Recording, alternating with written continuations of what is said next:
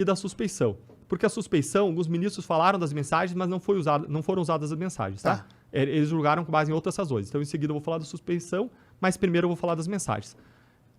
É importante vocês observarem que ninguém fala que as mensagens apontaram a inocência de alguém. Ninguém defende isso. Ninguém fala, as mensagens mostraram que fulano é inocente. Ninguém fala também que as mensagens foram usadas, mostram que existe uma deturpação, forja de provas. Ninguém fala isso.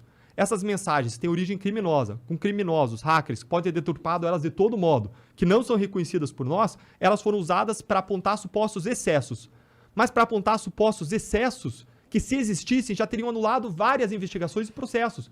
Porque tudo que a gente faz é registrado em investigações e processos, são atos formais. Então, se tivesse qualquer coisa errada, bastava a pessoa ir lá na investigação, ia ver a coisa errada, ia pedir a derrubada. Mas é prova ilícita, Deltan. Não importa, a prova ilícita pode ser usada sempre em favor do réu.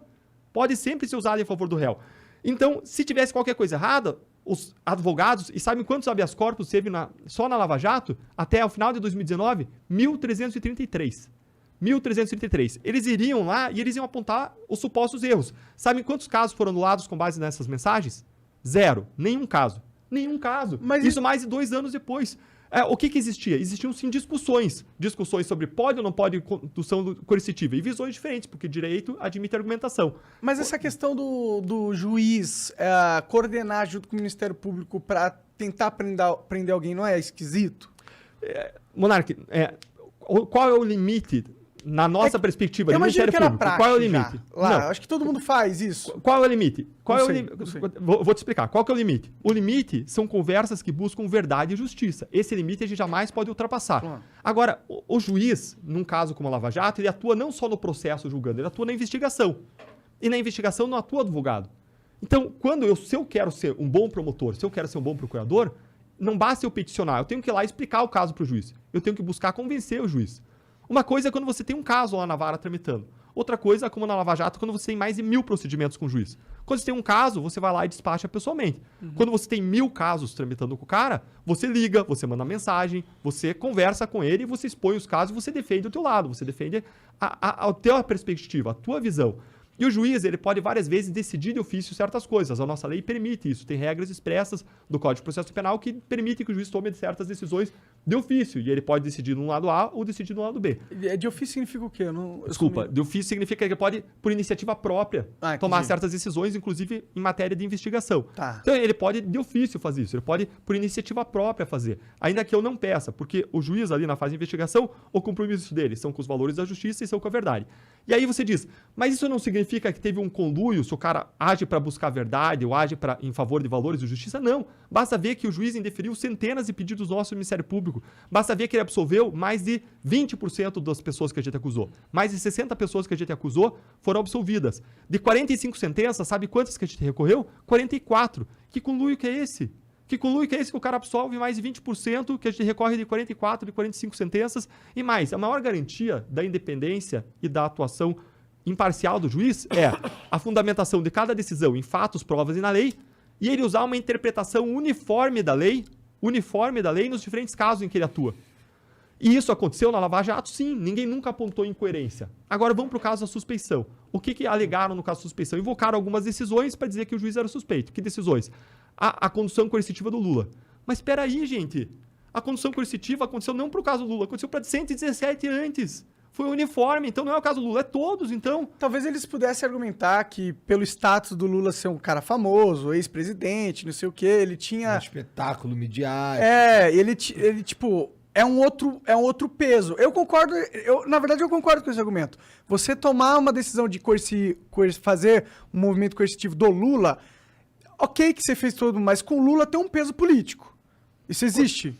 Eu entendo. Qualquer um tem um peso político. E se você não faz, também tem um peso político, porque você não fez. Mas você acha que, a gente tem que seguir o padrão, a gente tem que ser coerente. Nos Estados Unidos, os caras iam fazer um negócio coercitivo com o ex-presidente assim? Eu não acho que eles fariam, tá ligado? Os Estados Unidos, eles são mais firmes do que nós. Sim. Eu não sei se lá tem condução coercitiva, mas eles são mais firmes do que nós. Eles vão e fazem o que precisa ser feito de modo muito incisivo e muito firme. Sim. Agora, a questão é, você quer que eu trate as pessoas com 2 pesos e 2 medidas? A gente quer criar uma caça de aristocratas e pessoas que estão acima da lei? Não. Esse cara é muito importante pra gente fazer a condução coercitiva. A nossa posição foi uniforme. Fez para para 1, fez para 2, entendeu? Eu entendo. Fez para 3. Mas essa foi a nossa posição. Aqui é argumente que não era necessário, entendeu? Tipo, que ele não iria sumir do planeta, Mas o Lula, tá ligado? Mas a condução coercitiva não é para você prender a pessoa para ela não fugir. A condução coercitiva é para você levar as pessoas para ela prestar esclarecimentos naquele momento das buscas e pressões, para evitar que ela ajuste versões, para evitar que naquele momento ela faça algum ato que turbe provas.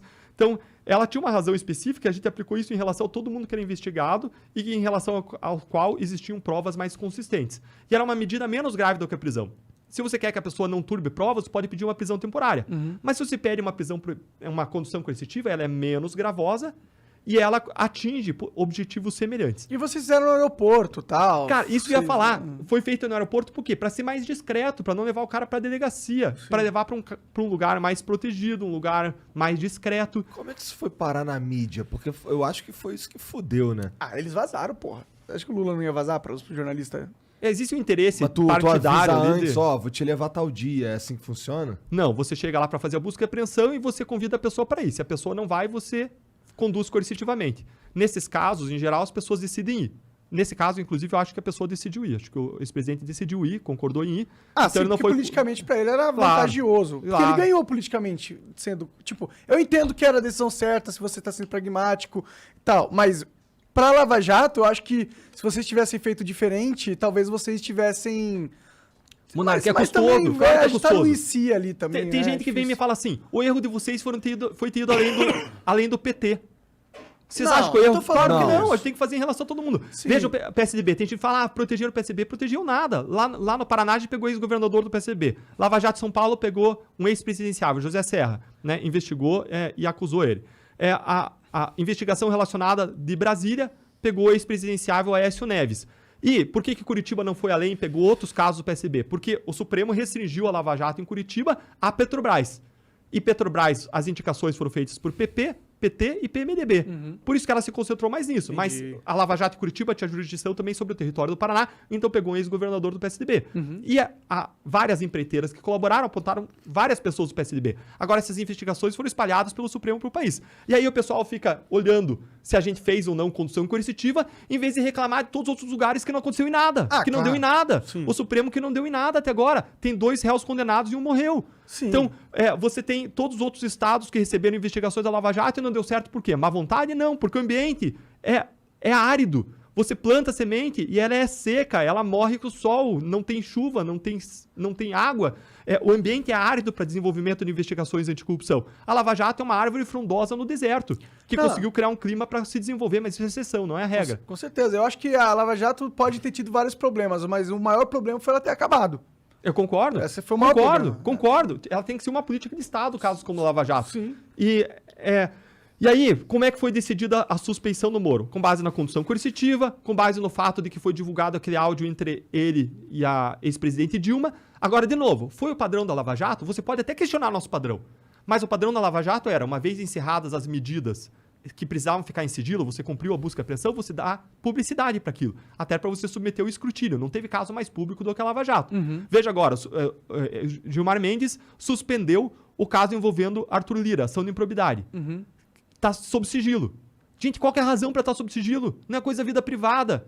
É investigação de desvio de dinheiro, de corrupção, o que for, é improbidade administrativa. Isso tem que ser público. Eu quero saber. Eu quero poder debater publicamente. Deve ou não deve ficar em sigilo? A Lava Jato sempre fez e submeteu o escrutínio, deixou público. E o padrão foi a publicidade. E se aquele diálogo foi deixado público, é porque sempre que você encerrava uma medida, se tornava pública. Então, você pode questionar o nosso padrão. Mas você não pode dizer que a gente agiu de modo incoerente ou que a gente isolou alguém ou deu um tratamento diferenciado. Não, com certeza eu não digo isso. Eu só acho que se eu pudesse ser crítico aqui sem